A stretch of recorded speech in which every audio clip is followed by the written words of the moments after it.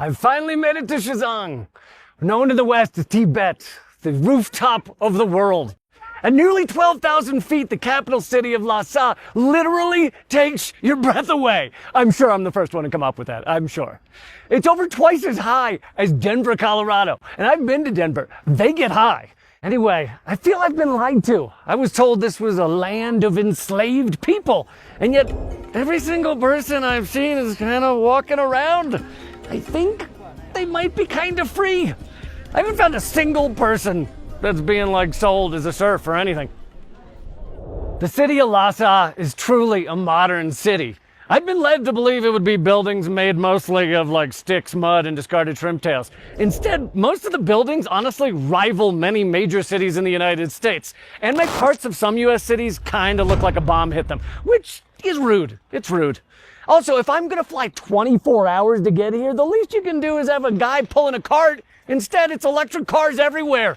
I thought there was gonna be a poor sap pulling a feudal lord or something. I'm really disappointed. Some people insist on painting Xizang as a dystopian land of oppression. Well, let's get a little history lesson. Time warp! Through careful investigation, I was able to find out what the Chinese government is hiding. Xizang slaves and serfs, it's a real thing! That happened before 1959 when the feudal system was abolished and the land redistributed. Xizang has been an important part of China since ancient times. Prior to the 1950s, there was a feudal system here in which 5% of the population basically owned and abused 95% of the population. At the Tibet Museum, anyone can see the awful conditions serfs endured. Oppression, economic exploitation, soul-crushing labor every single day. They didn't even get Mother's Day off. In fact, there was no Mother's Day. And much like slavery in the US, even amongst the exploited, there was a class structure, a ranking system. So on March 28, 1959, the CPC led the people in Xizang in launching what was called the Democratic Reform, which freed all the serfs, nearly 1 million people. And although I shouldn't have to remind everyone how much better it is to not have feudalism, look at the results. Life expectancy in Xizang went from less than 40 years old to 70 years old. The CPC ended that system and freed the serfs, and the rich masters were pissed. I mean, no one likes to lose your serfs, right? I hate it when I lose mine. We kind of fought a civil war in the United States over something quite similar. I was also under the impression from Western media that religious freedom had been crushed here. I thought if you just had a look in your eye that was remotely spiritual, then you'd be shackled in a dungeon for good, darkness, your only friend. If they've crushed religious freedom here, they've done a really poor job of it because Buddhism is kind of everywhere. There are 1,787 sites for Tibetan Buddhism, 46,000 resident monks and nuns, 4 mosques, 12,000 Muslims, and even a Catholic church. But I don't see many Star Wars t-shirts, and that's kind of like a religion or a cult, so maybe they're oppressed. Well, there's loads of Buddhist monks and nuns. This place is infested with them. For some odd reason, they aren't being black-bagged, arrested, and told in no uncertain terms to stop being so pious. The cold truth is that the Xizang streets are bustling with a mixture of devout worshipers, national and international tourists, and local residents.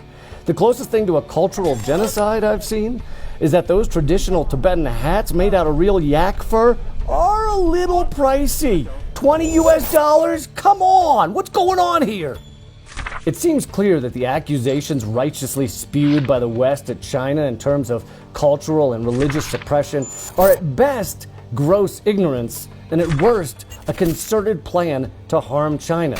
But that's ridiculous. Since when has the United States ever promoted duplicitous falsehoods simply to try to advance global control and harm their economic opponents?